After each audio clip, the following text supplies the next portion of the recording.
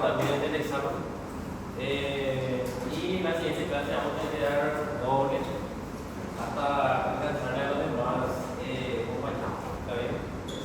Bueno, esta sería la parte de lo que sería enfermedad renal, diálisis y la técnica de trasplante, por ejemplo, del riñón. Vamos a hablar un poquitito sobre la fisiopatología de la función, qué es lo que pasa cuando se obstruyen las vías urinarias, ¿verdad? Primeramente puede ser en cualquier parte de la vida, desde la vida fetal hasta la vida adulta. Puede ser algún tipo de obstrucción de vía urinaria. Por ejemplo, en la parte fetal se obstruye el feto y eso ya se puede observar en la ecografía. ¿Está bien?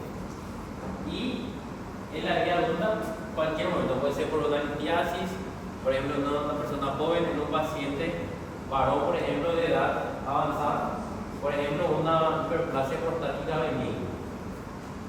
Y puede ser desde la punta, por ejemplo, del peato hasta arriba mismo, hasta puede ser la pelvis renal o los cálices renales, por ejemplo.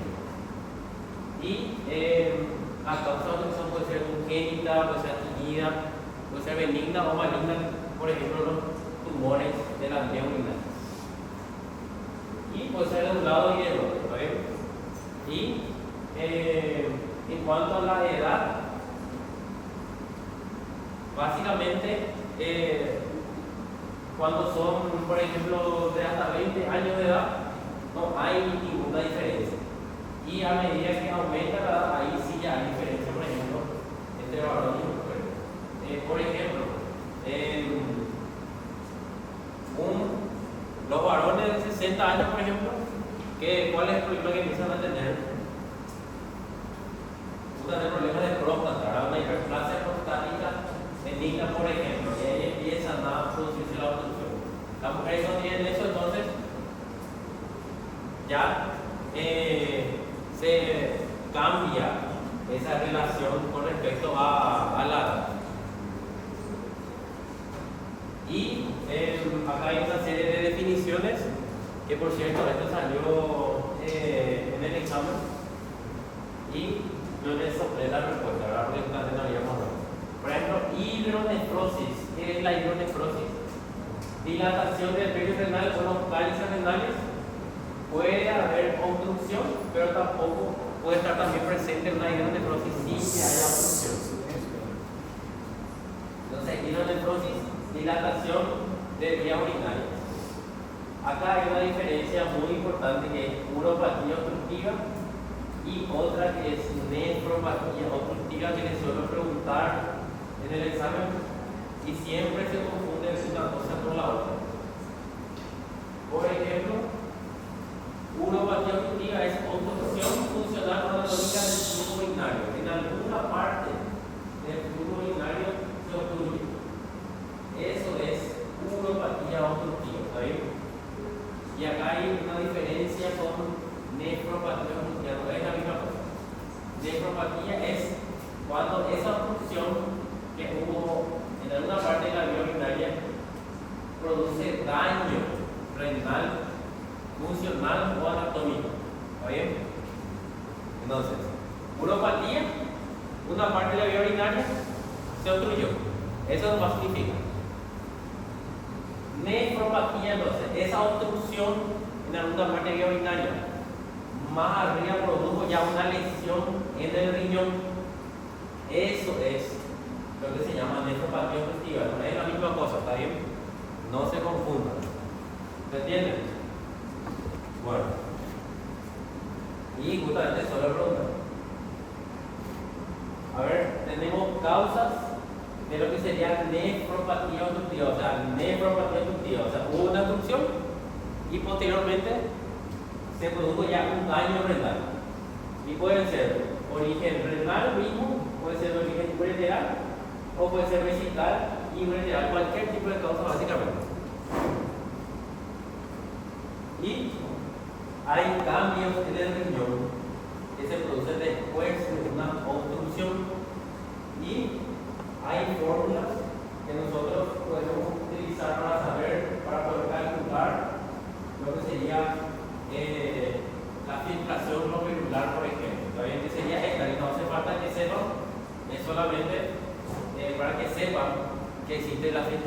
glomerular, hay una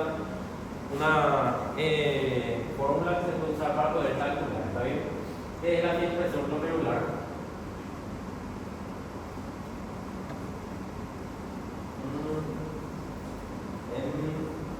Ya ese sería la fisiología.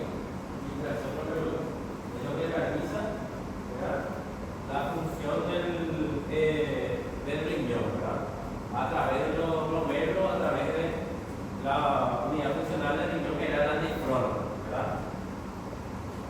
Entonces, filtra lo que sería la sangre, ¿verdad? 180 litros por día puede filtrar el riñón, y de ahí se reabsorbe agua, se reabsorbe electrolitos, lo que hay exceso se elimina. Todo eso es producto de la filtración glomerular. Y hay cambios hemodinámicos en el riñón. Cuando hay una obstrucción de un lado, es diferente cuando se obstruye del otro lado, por ejemplo.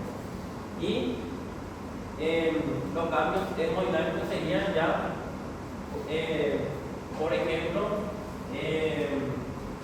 puede ser una contracción, por ejemplo, de la arteriola aferente, de la arteriola eferente, ¿verdad? Va regulando la cantidad de sangre que le llega al riñón.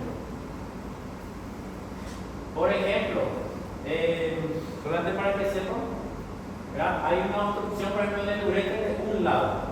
Entonces se obstruye el uréter, ¿qué pasa? Aumenta la presión. Y al aumentar la presión, empieza ya a producirse dolor. ¿Está bien? Por ejemplo, una litiasis del uréter obstruye. Aumenta la presión en ese lugar. ¿Y qué pasa con el flujo sanguíneo de ese riñón? Empieza a disminuir.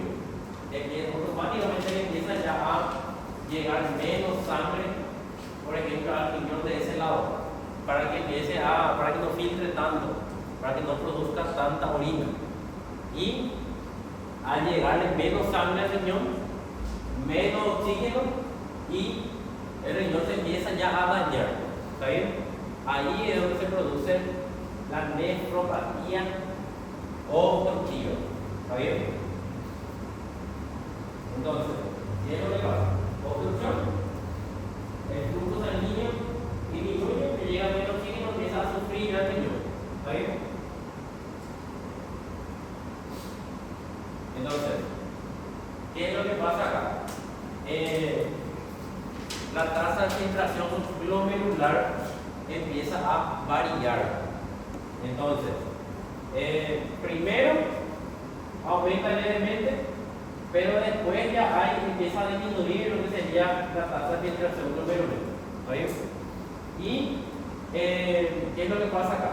El riñón trata de compensar esa situación, liberando una serie de hormonas, ¿verdad?, que producen vasodilatación, vasoconstricción, etc. Y ahí es donde ocurren los problemas. ¿Qué pasa cuando se eliminó ya esa obstrucción que había, por ejemplo, en el uréter? Y eso es para que sepan más cómo funciona el tema. Acá ya se eliminó la obstrucción. Nosotros, por ejemplo, le operamos al paciente, le sacamos la piedra, por ejemplo, que está en el uréter, y el riñón, ¿qué hace el riñón? Todo lo que no orinó en ese tiempo empieza a orinar, produce una orina masiva. Por ejemplo, nosotros normalmente podemos orinar fácilmente unos 2 litros por día, por ejemplo. ¿Qué pasa acá? Nosotros, el riñón que está obstruido, le desobstruimos, fácilmente podemos orinar unos 5.000 o 6.000 cc por día, por ejemplo. Después de eso, llegar a producir una deshidratación al paciente. El paciente puede morir inclusive de deshidratación, porque demasiado ya pierde orina, y detrás de la orina se pierden muchísimos electrolitos también. ¿Está bien? Entonces, y hay pérdida masiva de electrolitos acá. Se pierde sodio, cloro, potasio, bicarbonato, fosfato, calcio y magnesio. ¿Está bien? Imagínense que yo esté orinando de repente, empieza a orinar 5 litros por día y detrás de eso viene todo esto. Un desequilibrio hidroelectrolítico bastante importante, bien puede ser una deshidratación. Entonces, a la par del paciente orina, yo tengo que ir respondiendo de a poco el líquido que está perdiendo y los electrolitos también. Y esto también le llegué a preguntar la vez pasada del examen. Entonces, ¿qué es lo que nosotros hacemos? Hay que hacer una reposición hídrica. Esto es lo que recomienda la Sociedad Internacional de Nefrología, que nosotros no tenemos acá la concentración de suelo fisiológico al 0,45%. En realidad, al ser el 0,45% no es fisiológico, es 0,9%. Sería la concentración de suelo fisiológico. ¿Alguien sabe cómo podemos transformar lo que sería un suelo fisiológico de 0,9% al 0,45%? Hacer la dilución con agua vegetal, ¿no? Podemos hacer una dilución, exactamente. ¿Está bien? Está muy bien. Podemos hacer una dilución.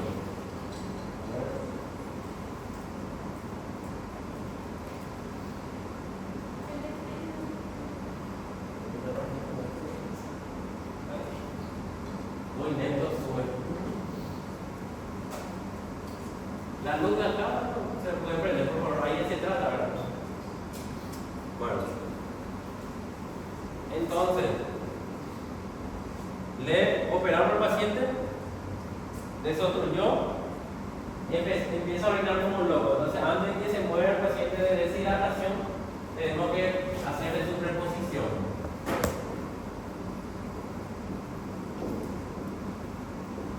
Reposición hídrica, ¿verdad?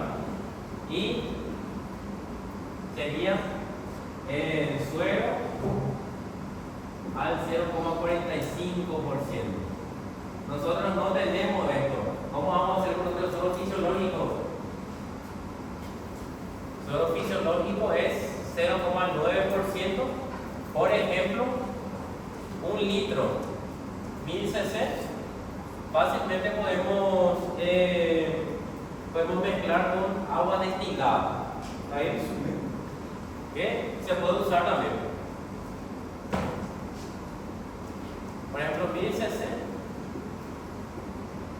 agua destilada que no tiene electrolitos. ¿Está bien?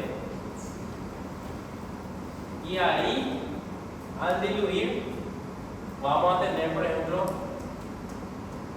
2000 cc de suero ya al 0,45%. Todavía se entiende, se diluyó a la mitad de la concentración. Solamente hacer la mezcla con agua. Eso es lo que recomienda administrar esto.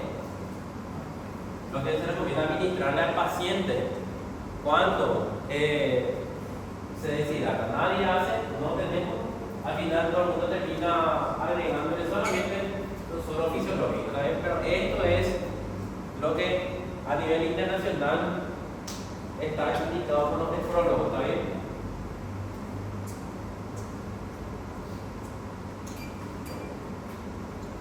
Vamos a agarrar esto lentamente.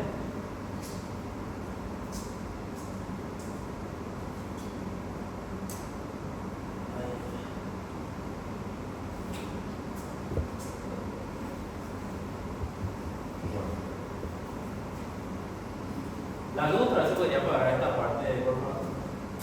O sea, mejor ahí está. ¿Sí? Bueno. ¿Se entiende esta parte? ¿Sí? Bueno. A ver. Se sustruyó a nuestro paciente y le hicimos una reposición hídrica. Después, ¿qué es lo que pasa con el riñón una vez que se desobstruyó, ¿verdad? Bueno, de a poco va mejorando lo que sería la tasa de filtración glomerular y va a depender de cuánto tiempo se obstruyó el paciente. Por ejemplo, se hizo un experimento en las ratas, por ejemplo, se hizo se les operó a las ratas, se ligó lo que serían los uréteres, por ejemplo, y después se volvió a hacer que corra normalmente las pequeñas ratitas. ¿Y qué se pilló? Se pilló, por ejemplo, que apenas, ¿qué pasa? 3 días después de la obstrucción, por ejemplo,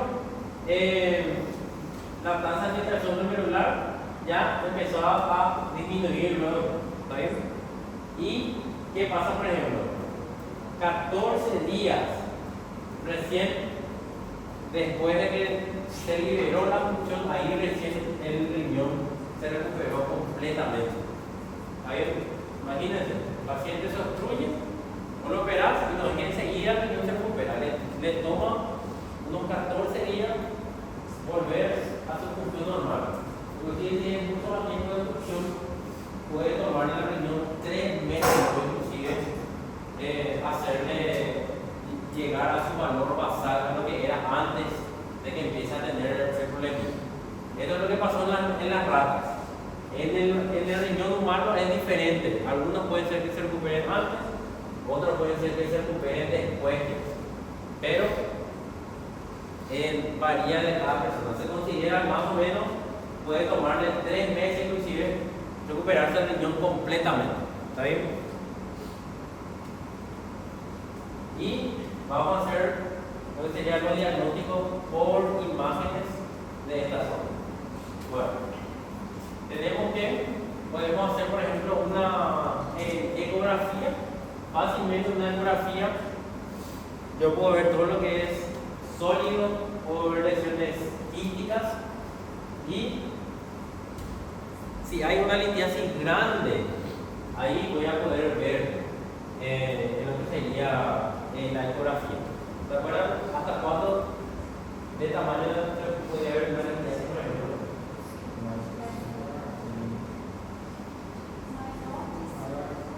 Generalmente mayor es 5 milímetros para arriba recién. Cuando es 5 milímetros para abajo no se suele ver más en la ecografía. ¿Está bien? Y preguntas similares le llegué a preguntar en el examen, ¿verdad? Ecografía Doppler también se puede pedir, y ahí se puede ver inclusive si hay una alteración en los vasos sanguíneos del riñón. ¿Está bien? Y me habló, por ejemplo, una estenosis de la arteria renal, por ejemplo. Eso me puede producir una hipertensión arterial secundaria de origen renal. Y eso fácilmente se puede ver con la ecografía Doppler. ¿Está bien? El urograma excretor es que llegué a preguntar también en el examen, porque vimos luego ya está en la parte de semiología y la parte de estudio también. No me acuerdo si llegué a preguntar en el recuperatorio o si llegué a preguntar en el examen mañana, no llegamos a la verdad. ¿No se acuerdan? Entonces, seguramente a los grupos le pregunté. Urograma rector era cuando se mandaba por un traste viento venoso y se le saca radiografía. Ya no se usa actualmente el urograma rector. Es demasiada poca imagen te da y se ve muchísimo mejor haciendo, por ejemplo, una tomografía con contraste. ¿Está bien? Entonces, llegué a preguntar. Quedó para la historia. Actualmente ya no se hace, no se usa más el programa retrógrado. ¿Está bien? Y lo que sería pielografía retrógrada y anterógrada sí se usa todavía, se hace en quirófano. ¿Está bien? La pielografía retrógrada es, por ejemplo, entro con el instrumental por uretra, llego hasta lo que sería vejiga y mando contraste por el uréter, por ejemplo, y pinta todo el uréter hasta arriba. Esa pielografía retrógrada se hace en quirófano. ¿Está bien? Durante la cirugía nosotros solemos hacer para ver si no hay una lesión del uréter, por ejemplo, o para localizar alguna litiasis que se encuentra en el ureter. Después, una pielografía anterógrada se puede hacer también. Por ejemplo, si yo tengo una nefrostomía. ¿Qué es una nefrostomía? Es una sonda que va por la espalda y va directamente al riñón, por ejemplo. Se usa cuando hay patología, por ejemplo, del ureter, y entonces se puede solucionar. Y se le pone directamente la sonda en el riñón al paciente y yo puedo mandar contraste a través de ahí y pinta toda la pared renal hasta el ureter. ¿Okay? Eso es la pielografía anterior. Bueno. Y muchos no me supieron responder, por ejemplo, cuál de esos ya no se usa.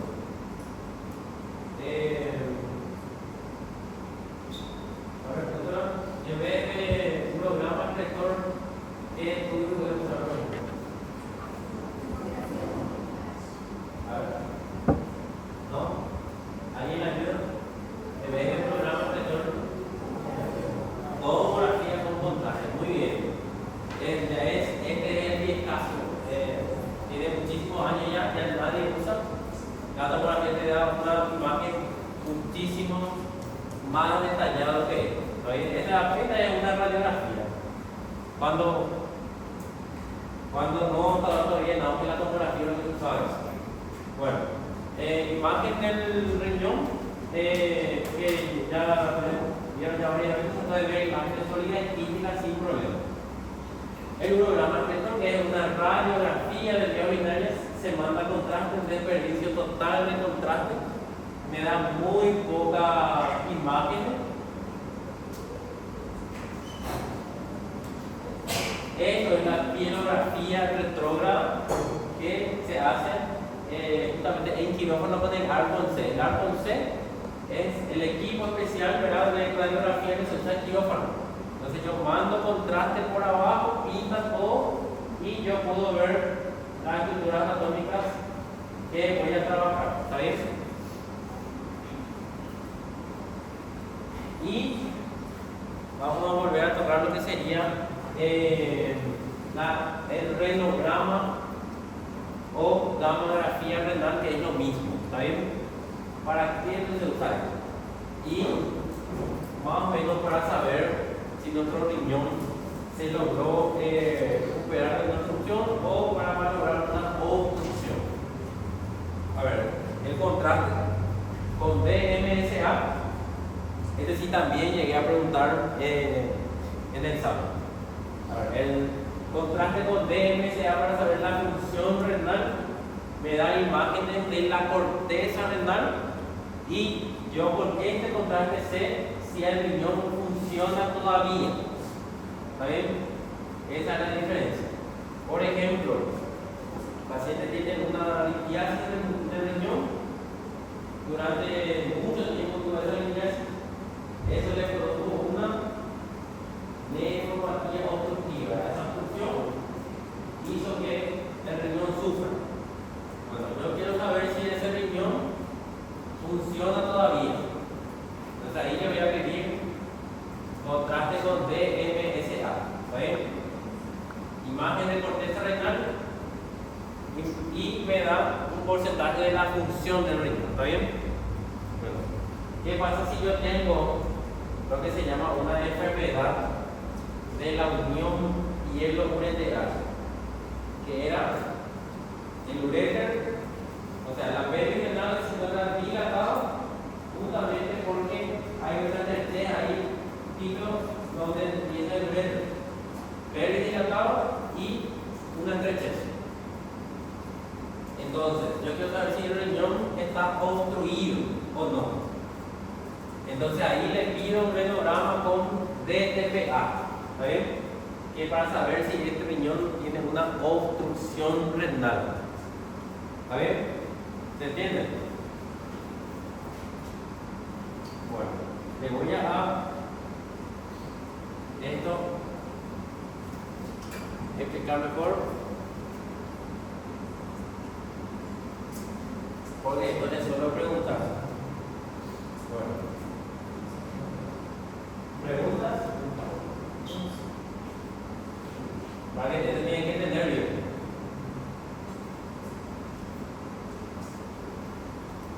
Bueno, demasiado lento sobre esto. Bueno, le voy a dibujar un ratito para que puedan entender mejor. Voy a dibujar un acelerador para que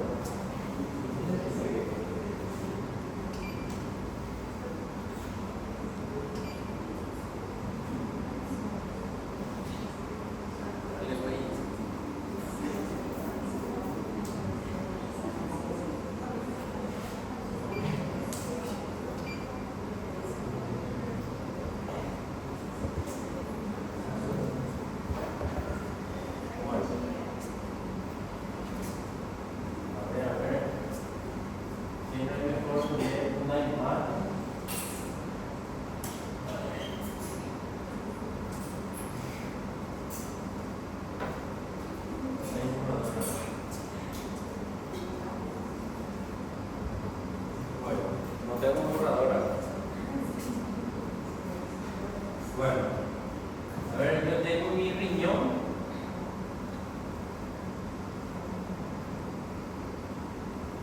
Que hubo, por ejemplo, hubo una litiasis aquí, por ejemplo, en el uréter. ¿Cómo se llama cuando se obstruye una parte de la vía urinaria?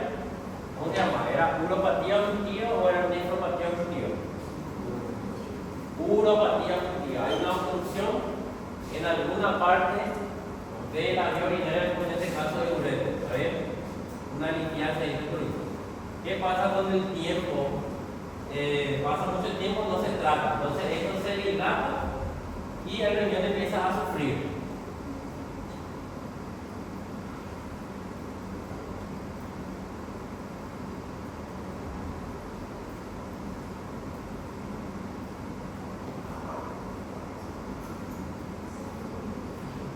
¿Vieron? Riñón normal con litiasis y ahora riñón completamente dilatado. Esto no vaya es parénquima del riñón. Sigue ahí la litiasis, produjo toda una dilatación. Esta dilatación, ¿cómo se llamaba? Dilatación, a ver, hidronefrosis, ¿verdad? Hidronefrosis. Bueno, ahora, yo quiero saber si este riñón va a funcionar o no todavía. Porque esto no vaya es el parénquima renal que tiene. Quiero saber si al sacar la litiasis me va a servir o saco ya el riñón si ya no funciona. ¿Qué estudio le puedo pedir para saber si funciona todavía el riñón? DMSA, dermatograma con DMSA, ¿está bien? Me da imagen de la corteza del riñón y me informa en porcentaje si el riñón funciona o no todavía. Para eso es mi contraste con DMSA. Tengo otra situación. También riñón.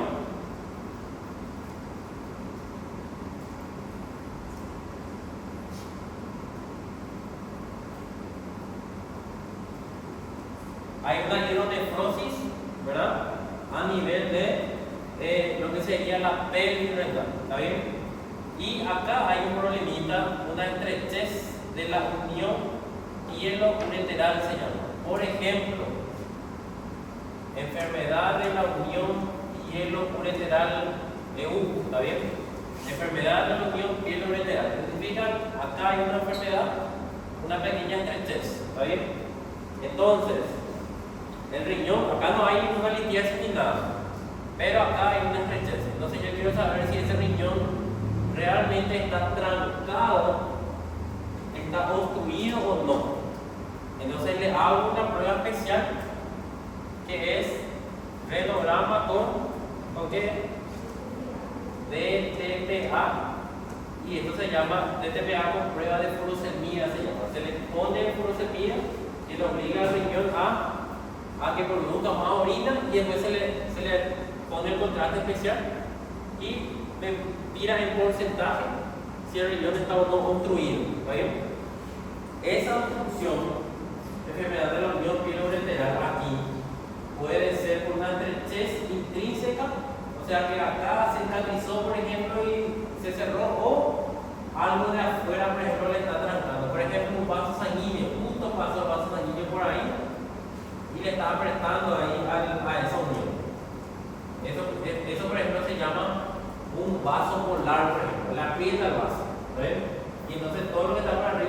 dilato. Eso, por ejemplo, es enfermedad de una unión bilateral por un vaso por lado. Si es que no estaba este vaso y acá había una cicatriz, entonces es una enfermedad de la unión bilateral intrínseca, ¿está bien? Entonces, para eso a mí me sirven esos dos contrastes. ¿Se entiende? Entonces, uno se obstruyó, se dilató todo acá. Quiero saber si sirve todavía el riñón de MSA. Está trancadito el riñón, quiero saber si realmente está no trancado o obstruido, es lo mismo. Le pido de peda, ¿está bien? No le insisto esto porque me suelo preguntar después de forma de historia clínica, le suelo preguntar después del examen.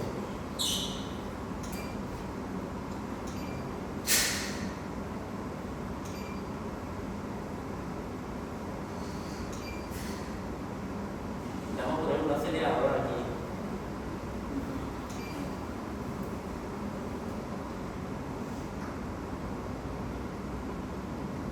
Bueno.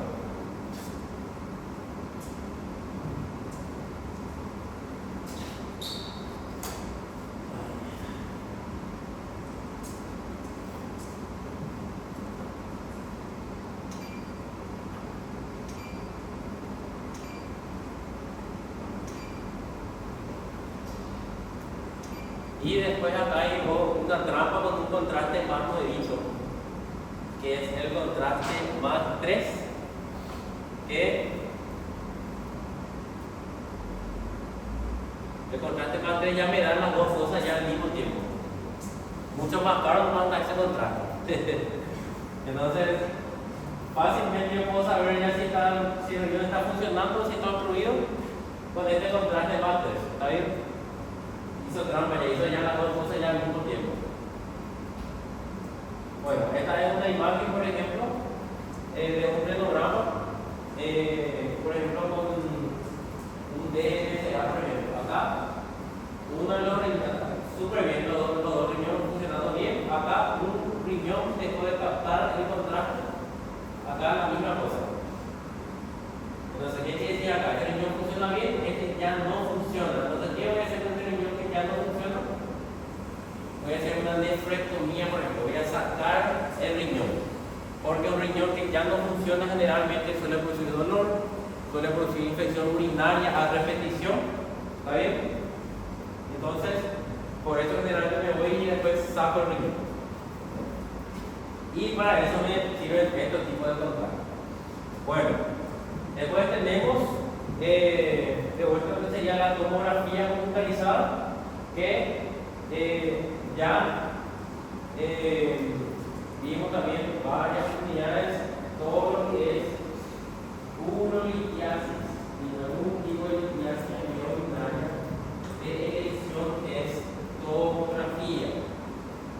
Y quería preguntar también eso en el examen, y algunos me marcaron. Por ejemplo, para litiasis renal, le marcaron, por ejemplo, ecografía, ¿verdad? Y eso está mal, no se acuerdan. Ecografía tiene límite de resolución, no se ve bien ciertos tipos de litiasis, mucho más si son pequeñas, menos de 5 milímetros, ya no se ve la ecografía. Entonces, sí o sí, tengo que tener ecografía. Y a muchos no les quedó claro. Entonces la vamos a volver a preguntar después del examen. ¿Está bien? Y la dureza de la piedra se mide siempre con esto, unidad con fiel. Todo lo que es, y el punto de corte siempre es 1000 unidades con fiel. Ese es mi punto de corte. Cuando es menos de 1000 UH o 1000 unidades con fiel, considero que mi litiasis es blanda. ¿Está bien? Menos de 1000 unidades con fiel, litiasis blanda. Cuando es más de 1000 unidades con fiel, considero que la litiasis es dura o muy dura. ¿Está bien? Y para que a mí me sirve saber si la litiasis es blando o si es duro. Me sirve saber a la hora de ir y hacer una cirugía. ¿Está bien? Si la litiasis es blanda, yo puedo, por ejemplo, hacer lo que se llama una endotecia extracorpórea.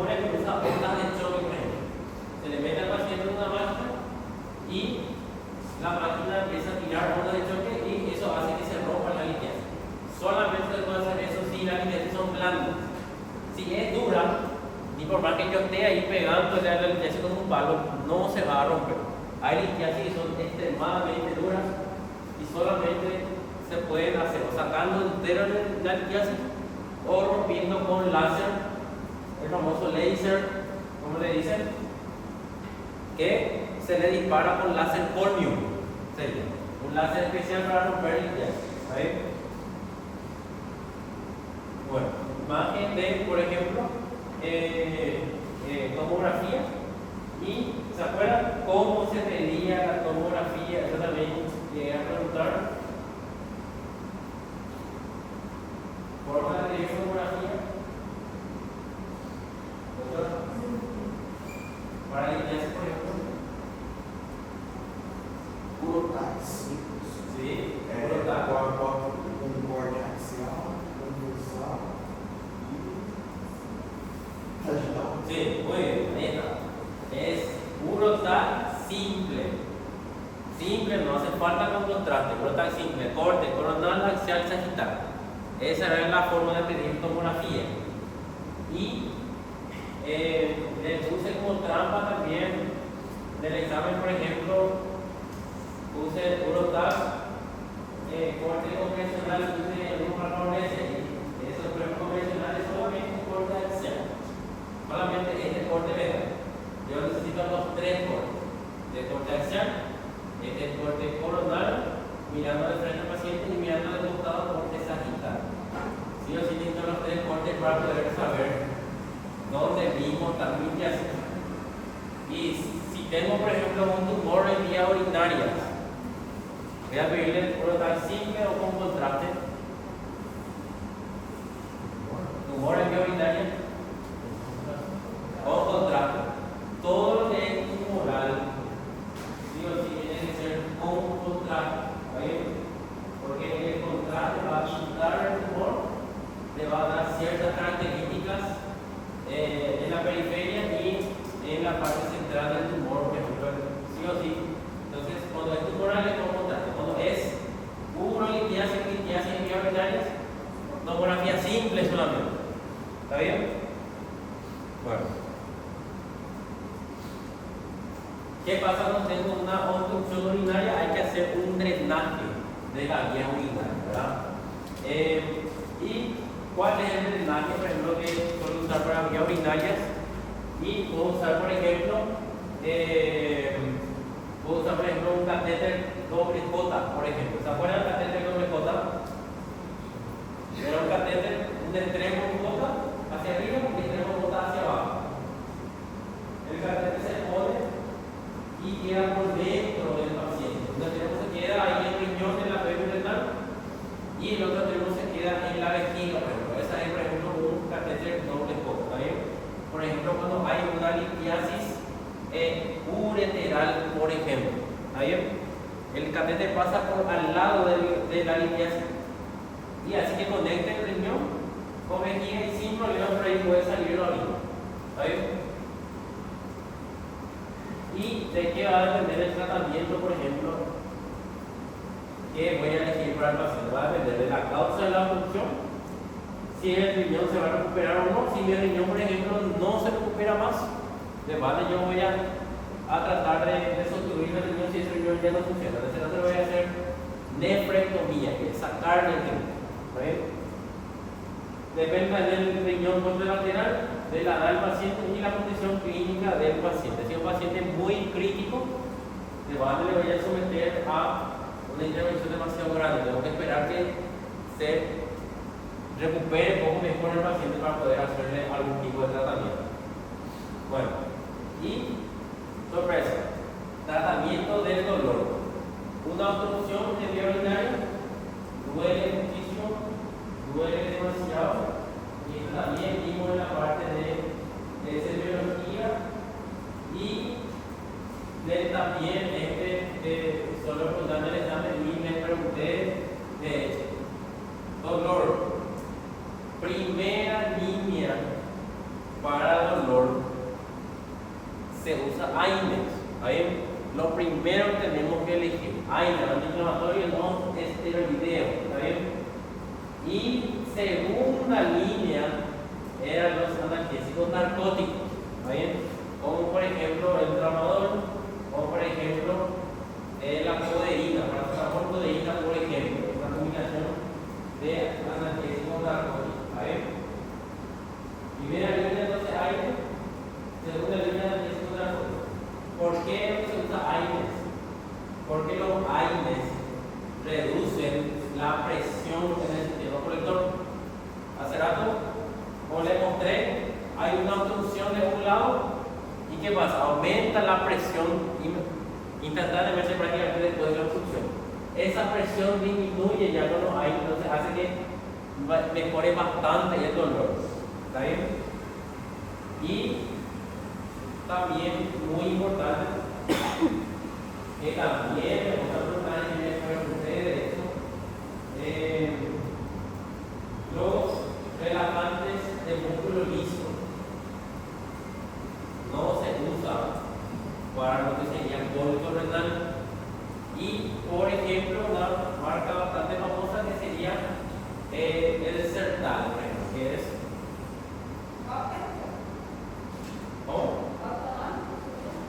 Sertal, por ejemplo. No se usa. Es mencionado varias. Sertal, que es un relajante muscular liso, no se usa para el tratamiento del dolor por vía urinaria, para el cólico renal. ¿Está bien?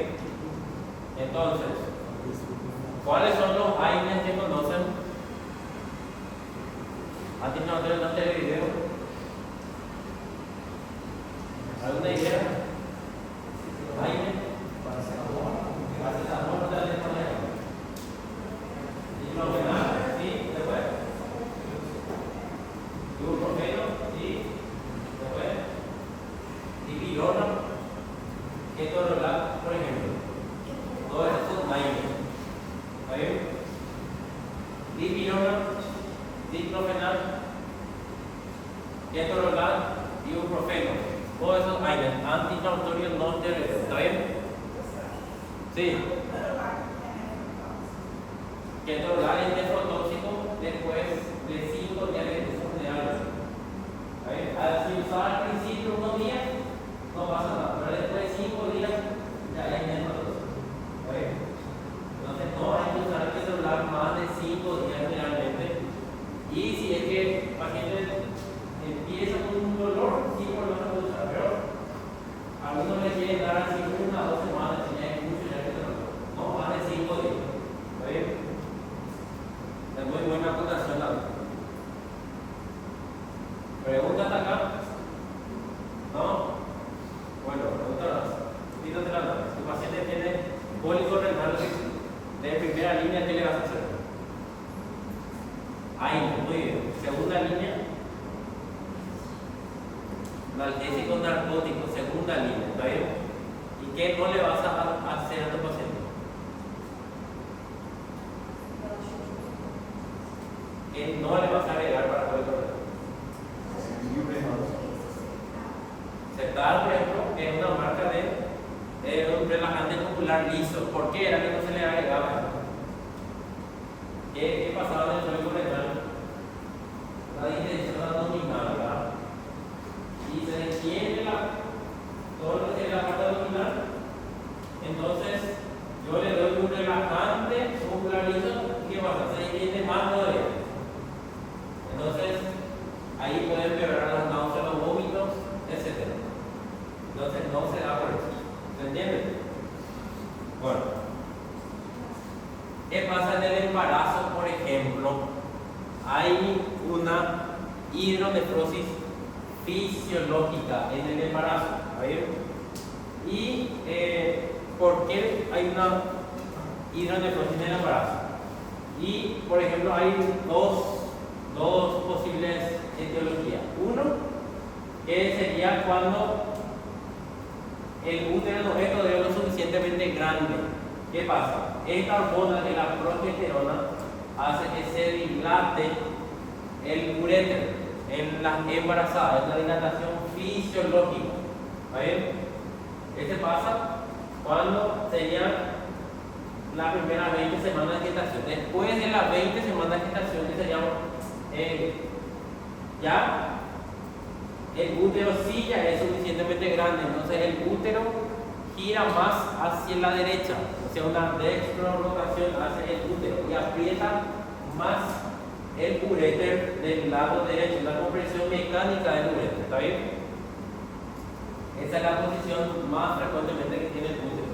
Gira más hacia la derecha, entonces aprieta el uréter del lado derecho, correcto, ¿está bien? Entonces se dilata el uréter del lado derecho. ¿Qué pasa después del parto? Fácilmente eso puede volver a su posición normal, por ejemplo, en 6 semanas. Fácilmente se recupera y vuelve a su posición normal. ¿Está bien? Se considera una hidronefrosis fisiológica del embarazo. ¿Está bien? Bueno, acá hay que diferenciar lo que es lesión renal aguda de lo que es lesión renal crónica. ¿Está bien? Renal aguda, que es cuando hay una disminución rápida de la función del riñón, que se caracteriza por azotemia progresivo, que es va aumentando urea y creatinina, ¿está bien? Y mucho mejor me da la función del riñón la creatinina, ¿está bien?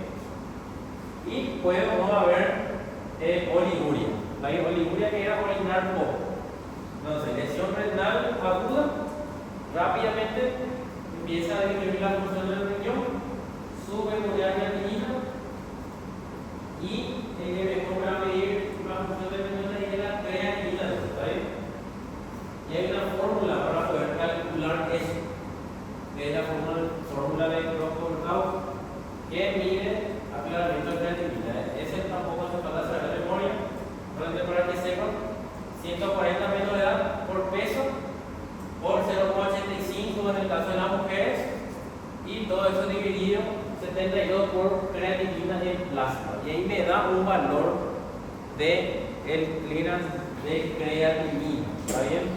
O aclaramiento de creatinina, y con eso yo sé más o menos cómo está funcionando mi riñón, ¿está bien?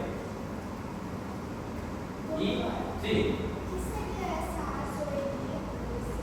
ese sería aumento de urea y creatinina, por ejemplo, ¿está bien? Que serían los valores, o sea, los valores de laboratorio con los que yo puedo medir la función del riñón, ¿está bien? A eso se refiere a saber progreso. Bueno, entonces, la enfermedad renal puede ser aguda, como vimos, aumento, o sea, disminución rápida de la función renal, y crónica, que vamos a ver también cuando es ya más tiempo. Generalmente cuando la lesión renal se sostiene ya 3 meses o más, ahí estamos hablando de lesión crónica, ¿está bien? Bueno, hablando entonces ya de lesión renal aguda, y esto también suelo preguntar bastante en el examen, es muy importante la diferencia pre-renal, renal y post-renal. Acá hay una diferencia. Pre-renal es todo antes del riñón en sí. Todo lo que sea antes del riñón es pre-renal. Por ejemplo, pre-renal es, por ejemplo, una deshidratación, es una lesión pre-renal. ¿Está bien? ¿Por qué es una deshidratación pre-renal? Porque le llega menos sangre al riñón, porque el paciente, por ejemplo, está deshidratado. Entonces, al llegarle menos sangre, el riñón empieza a sufrir. Automáticamente empieza a disminuir la función de filtración glomerular, empieza a disminuir la función del riñón. ¿Está bien? ¿Qué más puede producir una lesión pre-renal, por ejemplo? Uno deshidratación, otro. Estenofilaria renal puede ser una lesión pre-renal, exactamente, también hace que le llegue menos sangre. Por ejemplo, sangrado masivo puede ser una lesión pre-renal. ¿Por qué?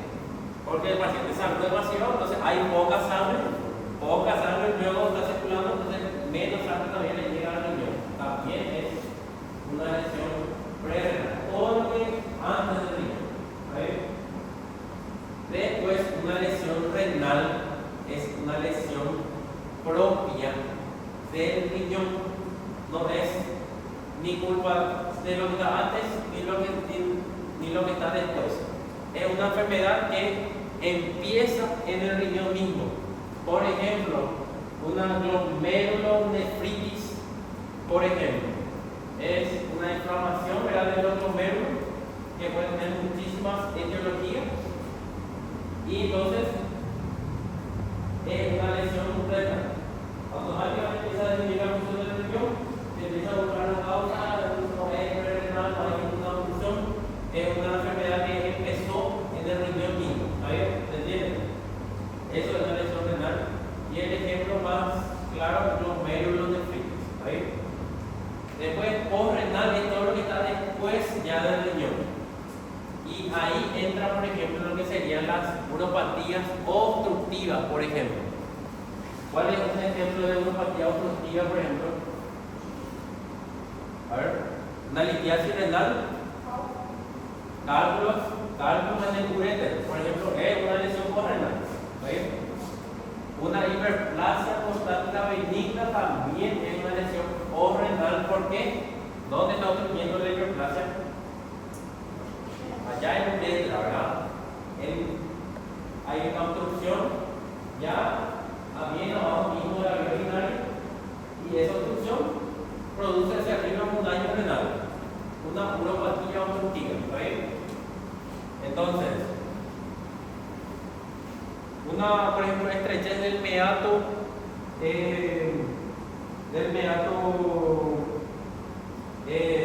ureteral inferior, por ejemplo, o sea, meato ureteral, a nivel donde el uréter desemboca en la vejiga, por ejemplo, hay una obstrucción ahí. ¿Cuál de estos tres va a ser ese tipo de lesión? Postrenal, ¿verdad? Porque es todo lo que está por después del riñón. ¿Está bien? Bueno, a ver.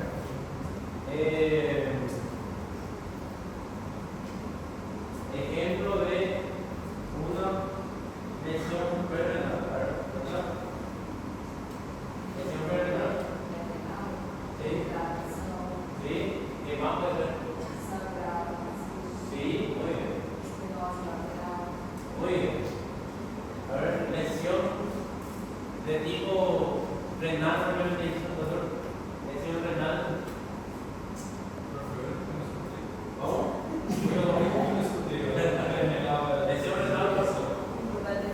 No, muy bien. Y lesión postrenal, todo lo que hace que se obstruya el riñón posteriormente. ¿Está bien? Pielonefritis es una inflamación justamente del riñón, propiamente dicha, una infección urinaria alta. Y hay una infección, pero generalmente no produce una disminución del lo que sería el flujo, lo que sería la función del riñón. Podría, si demasiado hay infección, se produce, por ejemplo, pus, ahí sí se puede considerar una lesión renal, por ejemplo, ¿verdad? ¿Está bien? Bueno. Enfermedad renal intrínseca, hay más ejemplos, aparte de la glomerulonefritis, por ejemplo, la nefritis intersticial aguda, necrosis tubular aguda. ¿Está bien? Riñón, o sea, el problema empieza en el riñón, y ahí no es nada de lo que está antes, nada de lo que está después. ¿Está bien? Entonces, más ejemplos de lesión de tipo renal. Después, esto es para saber más o menos un esquema de cómo nosotros podemos diagnosticar si mi problema es prerenal, si es renal o si es postrenal. Por ejemplo, viene un paciente, por ejemplo, el paciente aumenta su urea de creatinina, por ejemplo. Yo no sé en cuál todavía es. Por ejemplo, veo la parte volumétrica, estaba deshidratado el paciente. Y yo le cargué el líquido y me resolvió. Está deshidratado, le rehidraté y mejoró. ¿Qué tipo de lesión entonces es? Perrenal, lesión perrenal, muy bien.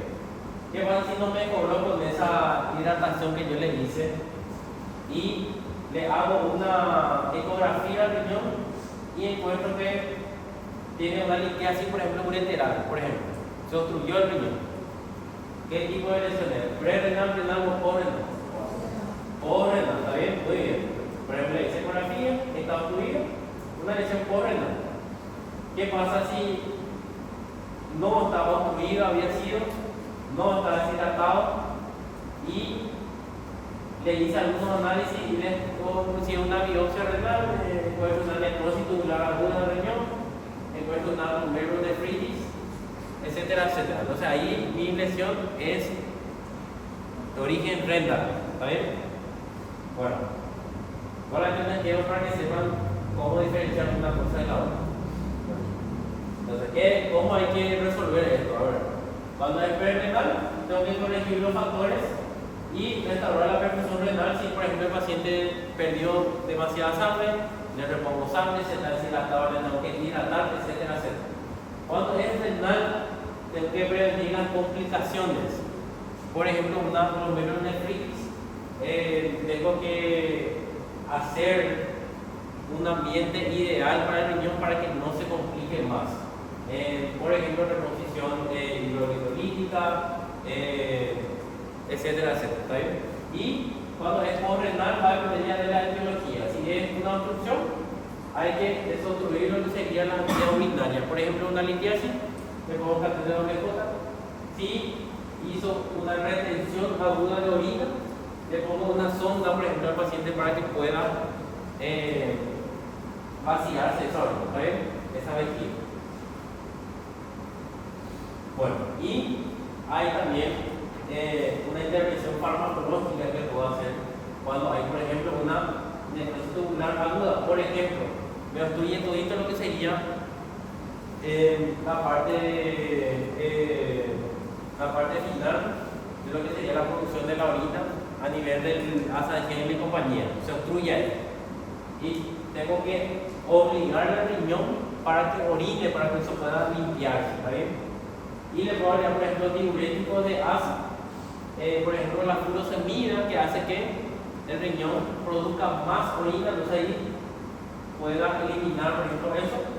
Y tengo lo que se llama mannitol, que es un medicamento que puedo usar como diálisis farmacológica, se llama. No le puedo hacer una diálisis al paciente, por ejemplo, y entonces estoy en el interior del país, no tengo diálisis, el paciente ya está por morirse, entonces le hago un mannitol y eso lo obliga al paciente a orinar muchísimo. Y así se considera también una diálisis farmacológica. Bueno, entonces, ¿cuándo hay que hacerle diálisis al paciente? La diálisis, terapia de rescate renal, el riñón no funciona, una máquina tiene que hacer su trabajo, ¿está bien? Cuando hay sobrecarga de volumen, demasiado volumen tiene el paciente, hiperpotasemia grave, o sea, potasio demasiado alto, es muy riesgoso, sobre todo para el corazón, puede producir un paro cardíaco, un potasio demasiado alto. Acidosis metabólica grave también, una pericarditis, intoxicaciones, algún tipo de intoxicación que el riñón tiene que eliminar y no está eliminando, y sintomatología urémica cuando ya empieza a producirse, por ejemplo, alteraciones neurológicas ya por problemas del riñón. Si un órgano no funciona, ningún otro hace el trabajo que él tenía que hacer. Entonces nadie filtra la sangre ahí por el riñón. Entonces tengo que hacerle únicamente diálisis de cualquiera de ellos. Después, ¿preguntas de ahí? ¿No? Bueno. Nefropatía crónica. ¿Qué es nefropatía crónica? Cuando hay una anormalidad ya de la función renal sostenida en el tiempo general de más de 3 meses. ¿Está bien? Esa es una nefropatía crónica. Entonces, disminución de la función renal sostenida por más de 3 meses. ¿Está bien? Que una vez le pregunté. Esta es una tabla para saber más o menos el estadio de mi lesión, de mi enfermedad renal crónica. Puede ser del 1 al 5, ¿está bien? Y va a depender justamente de lo que calculamos hace rato, que sería de la tasa de filtración glomerular con esa fórmula de aclaramiento de creatinina, por ejemplo. Esto es lo normal, mayor o igual a 90, y a medida que va disminuyendo, ya me dice si es 1, 2, 3, 4, 5. Cuando es etapa 5, ahí es donde ya se necesitaría sí o sí la diálisis. ¿Está bien? Entonces, etapa 5, insuficiencia renal grave es igual a diálisis. ¿Está bien? El paciente puede morir inclusive si no se hace diálisis. Bueno, ¿cuáles son las causas de enfermedad renal crónica? Por ejemplo, una túbulo intersticial, puede ser hereditario, una enfermedad renal primaria o algunas enfermedades sistémicas. Por ejemplo, una vasculitis, por ejemplo, hace que de a poco se va deteriorando el riñón. Por ejemplo, una hipertensión arterial sostenida en el tiempo hace que de a poco va deteriorando la función del riñón también. Inclusive la diabetes hace que se deteriore también el riñón con el tiempo. ¿Está bien?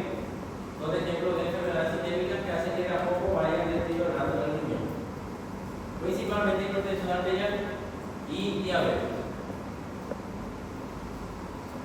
¿Cómo hay que evaluar al riñón? Pues también hay que hacer la función del riñón, ¿verdad? Con urea creatinina, proteinuria, que sería en la orina simple, se ve las proteínas que normalmente no debería de haber. Si hay una cruz, es decir, que ya empieza a perder proteína de la orina, ya está empezando ya una lesión renal. ¿Está bien? Hacer estudios radiológicos. Primero se puede empezar con una ecografía, por ejemplo, y si encontramos una litiasis, por ejemplo, ahí hay que hacer tomografía, por ejemplo. ¿Está bien? Y biopsia solamente hacen los nefrólogos. Nosotros no hacemos biopsia del riñón. Una biopsia hace para confirmar la presencia, por ejemplo, de una glomerulonefritis, para saber qué tipo de glomerulonefritis tiene. Por ejemplo, para diagnosticar una vasculitis también se hace una biopsia del riñón ya solamente con los nefrólogos. Después entramos en la última parte de la clase, que sería la técnica del trasplante del riñón. ¿Está bien? El primer trasplante hizo este señor, Volodymyr en Ucrania en 1933. Era una persona que estaba bastante grave, entonces y probó hacer el trasplante del riñón, y fue el primero que realizó la historia. Lastimosamente 2 días después el paciente terminó falleciendo. Pero así empezó lo que sería el trasplante del riñón. Actualmente tenemos bastante experiencia en lo que sería el trasplante del riñón. Nosotros hacemos trasplante de riñón también, hacemos los urólogos con los cirujanos vasculares, hacemos en conjunto el trasplante de riñón. ¿Está bien? Yo llegué a hacer 2 trasplantes justamente en mi carrera. Te dejan hacer el trasplante solamente al final ya de la residencia con nosotros. R4 recién te dejan hacer, antes no te dejan tocar, te dejan ayudar pero no hacer. Y ¿qué hay que tener en cuenta para el trasplante? Primeramente, el receptor hay que prepararlo bien. Una persona que va a recibir el trasplante, primeramente hay que descartar todo lo que serían infecciones activas invasoras. Por ejemplo, el VIH, todo lo que sería inmunosupresor, si no tiene sífilis, etcétera, etcétera, etcétera. ¿Está bien? Y si es que no tiene alguna neoplasia maligna activa, por ejemplo, un tumor renal, cáncer de próstata, etc. O sea, tiene que ser una paciente sin neoplasia, sin infecciones activas. ¿Está bien? Hay que hacer una evaluación urológica. Sí o sí hay que evaluar al paciente cómo está la parte urológica. ¿Qué pasa si yo le pongo un riñón que a veces tenía problemas de próstata al paciente y esa próstata termina obstruyendo el riñón que se le puso y al final falla? Entonces hay que hacerle al paciente sí o sí evaluación urológica.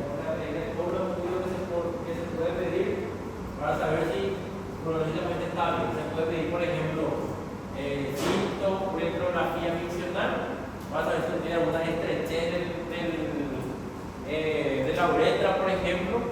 Se podría hacerle, si es que hace falta, una citoscopía que entra a mirar la vejiga, inclusive tomografía, etcétera, etcétera. ¿Está bien? Solamente para que sepan que sí o sí hay que hacerle estudiarle bien al paciente que va a recibir el riñón. No vaya a ser que se encuentre con una sorpresa que termina deteriorando el único riñón que se encontró. ¿Está bien? Y en el donante vivo, justamente se utilizaba lo que sería el riñón lado izquierdo, ¿verdad? Entonces también pregunté porque te llegué a mencionar eso en la parte de anatomía, le llegué a mencionar eso. Y le quiero que vean otra vez la imagen. Por ejemplo, esta imagen del riñón que habíamos dado en anatomía. Riñón derecho y riñón izquierdo. Dijimos en esa clase que era mucho más fácil trabajar sobre la arteria, ¿verdad? Porque la arteria tenía la pared mucho más gruesa, hacer la sutura y sin problema se puede realizar la sutura. ¿Qué pasa con la vena? La vena tiene es muy fino la pared de la vena. Hacer una sutura y eso se puede romper. ¿Sí? Entonces es mucho más difícil trabajar por la vena que por la arteria. Entonces, es lado derecho, tiene la arteria renal mucho más larga y la vena renal cortita. Lado izquierdo tiene cortito caso arteria y la vena renal mucho más larga, ¿está bien? Porque esta es la vena cava inferior, en la cava superior, ¿verdad? Y la aorta. Entonces, sabiendo que es mucho más difícil trabajar por la vena, ¿cuál de los dos riñones van a elegir? ¿Izquierdo o lado derecho? Lado izquierdo, ¿verdad? Van a elegir el donante vivo. ¿Por qué? Porque su vena es mucho más larga. Entonces, si yo hago una sutura de mi vena y me equivoco porque se rompe todo de balde la vena al suturar, que tiene la pared muy fina, yo voy a tener suficiente largor para volver a hacer la sutura, por ejemplo. ¿Está bien? Entonces me conviene que mi vena renal sea lo suficientemente largo. ¿Está bien? Y eso es lo que se le preguntó en el examen. ¿Cuál de los dos van a elegir? ¿Por qué? Y la respuesta era riñón izquierdo. ¿Por qué? Porque la vena era más largo. ¿Y por qué? Porque es más difícil trabajar por la vena, porque la pared es más fina, entonces se rompe de balde. Si me equivoco, ¿qué pasa? Vuelvo a hacer una sutura. ¿Qué pasa si me equivoco con esta vena cortito? Y me equivoco, ahí ya fuiste. Entonces, me conviene que esta sea larga, ¿está bien? Bueno.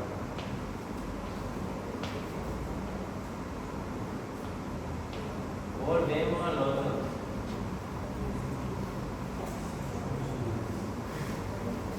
Bueno, entonces, lado izquierdo, entonces sacamos al donante vivo. Cuando el donante cadavérico, se sacan los dos. El que recibe el riñón izquierdo feliz, el que recibe el riñón derecho ahí, se pone a llorar ahí porque cortita tiene su vena renal. ¿Está bien? Entonces, mano asistida se llama acá porque yo uso el equipo de video de la laparoscopía y acá meto un instrumental para poder meter mi mano y ayudarme también. ¿Qué es lo que pasa? Primero, se libera lo que sería el riñón, ¿verdad? Y se ve todo lo que serían los vasos sanguíneos, la vena renal, ¿está bien? Y lo que sería la arteria renal, se pela completamente. Y se pela también el uréter, ¿está bien? Acá por ejemplo está mi uréter ya bastante pelado y uréter tengo que pelar hasta abajo mismo. El uréter se reimplanta, ¿está bien? Así en todo su largo prácticamente, ¿está bien? Entonces se liga el uréter bien abajo, se liga la arteria y la vena renal con estos clavos especiales, ¿está bien? Y se saca el riñón así enterito, se saca, ¿está bien? Esa es la técnica de ablación renal o sacar el riñón del donante vivo. Cuando es donante cadavérico, se sacan los 2 riñones y terminó el problema. Pero para que sea donante una persona, tiene que tener primero grado, tiene que tener enfermedades como diabetes, hipertensión, neoplasia maligna, no tiene que tener VIH, algún tipo de infección, etcétera, etcétera. Tiene que ser básicamente una persona sana. Y el receptor, ¿cuál es la técnica quirúrgica que vamos a usar en el receptor? ¿Verdad? Primeramente tiene que superar los 20 kilos, ¿está bien? Y se le pone el riñón donante, se le pone en la fosa ilíaca del lado derecho, se pone el riñón nuevo. No se sacan los riñones que ya tenía el paciente, se pone directamente el riñón nuevo en la fosa ilíaca, ¿está bien? Y por ejemplo el paciente hacía con esta posición, una incisión aquí, fosa ilíaca derecha, y ahí se inserta el riñón nuevo. ¿Cómo se hace? Y generalmente se anatomosa primero los vasos sanguíneos, ¿está bien? Primero vaso sanguíneo, primero generalmente se hace la arteria y la vena, ¿está bien? Por ejemplo, lo que sería con la arteria ilíaca interna, la arteria renal con la arteria ilíaca interna, eso se sutura, y la vena renal con la vena ilíaca externa, por ejemplo, ¿está bien? Entonces, vamos a seguir la arteria, vena con vena, como se puede ver aquí, el riñón donante, por ejemplo, en la fosa ilíaca, arteria con arteria, vena con vena. ¿Y qué se hace con el uréter? Se hace una nueva incisión del uréter con la vejiga, ¿está bien? Y hay varias técnicas para hacer el reimplante ureteral. Y lo que más nosotros utilizamos es esta técnica de Lichtenberger, que es la técnica francesa, ¿está bien? Técnica Lichtenberger. ¿En qué consiste esa técnica? Lo que hacemos es una ureteroneocistotomía, o sea, una nueva unión del uréter con la vejiga. Básicamente significa eso. ¿Qué hacemos? La vejiga abrimos hasta llegar a la mucosa de la vejiga, el uréter del riñón nuevo colocamos en esta parte, mucosa con mucosa, llegamos a suturar completamente aquí, metemos un catete doble cota por dentro y posteriormente será el plano muscular aquí, como se puede ver acá, que eso se llama válvula antirreflujo, se llama al cerrar el plano muscular. ¿Para qué nosotros cerramos el plano muscular? ¿Y por qué se llama válvula antirreflujo? Porque al contraerse la vejiga aprieta el extremo del uréter, entonces eso evita que la orina pase de abajo hacia arriba nuevamente, ¿está bien? Eso es la válvula antirreflujo, ¿está bien? Entonces, ¿qué se hace? Primeramente se une arteria con arteria, vena con vena, y último se hace una nueva unión del uréter con la vejiga, ¿está bien? Y ahí terminó nuestra cirugía de trasplante renal, ¿está bien? Y hay otra técnica, se puede hacer esto abierto, o si no también se puede hacer cirugía robótica usando ya el sistema Da Vinci, por ejemplo, que en teoría el robot elimina todo lo que es el temblor del cirujano, tiene una visión 3D inclusive del sitio quirúrgico, y mucho mejor en teoría, mejor trabajo médico, menor dolor, menor número de complicaciones, mejor recuperación en teoría, ¿está bien? Cuando es robótico. Bueno, ¿cuáles son los cuidados postoperatorios que tengo que tener? Manejo líquido y electrolito, eso sí, porque al principio el paciente no orinaba, se hacía solamente diálisis, y al ponerle un nuevo riñón, sí o sí el paciente ya empieza a orinar. Al conectar la arteria y la vena, automáticamente ya empieza a filtrar la orina, inclusive en medio de la cirugía, el paciente ya empieza a orinar. El cirujano vascular conectó el vaso sanguíneo, el ureter se encuentra flotando ahí, y en ese mismo momento ya empieza a gotear el orina. Es increíble, rapidísimo. Le llega sangre al riñón, ya empieza a filtrar y empieza ya a producir orina. Gotea agua orina en medio de la cirugía. Es increíble. Si no, a veces se ve un chorro de orina que sale por ahí. ¿Vale? Apenas segundos después de hacer la unión ya de los vasos sanguíneos, riñón ya empieza a funcionar. Bueno, y hay que hacer anticoagulación para evitar que coagule, por ejemplo, los vasos sanguíneos que se implantaron recién. Hay que ponerle drenaje, etc. ¿Alguna pregunta con respecto a esta parte? ¿No? ¿Todo bien? Bueno, entonces, donante vivo, el lado del riñón van a elegir izquierdo. Muy bien, ¿por qué?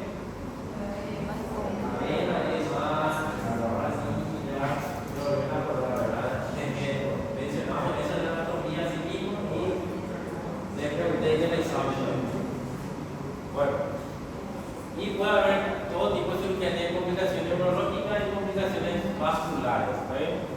La neurológica puede ser, por ejemplo, una fístula, reflujo, etcétera, etcétera. Y las vasculares, por ejemplo, todo lo que sea trombosis, estenosis en la arteria, etcétera, etcétera. Bueno, por eso terminamos entonces la clase de hoy. ¿Está bien? Bueno.